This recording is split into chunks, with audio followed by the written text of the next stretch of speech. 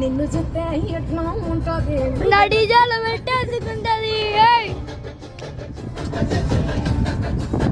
2023 new year. ఈరోజు new year 2023 release అయింది. బాగున్నారా అన్నది? Hi hi, happy happy new year.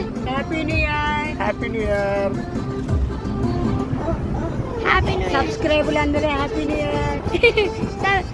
130 subscribers కి హ్యాపీ న్యూ ఇయర్. బాగున్నారు? మీరు బాగుండాలని కోరుకుంటున్నాను.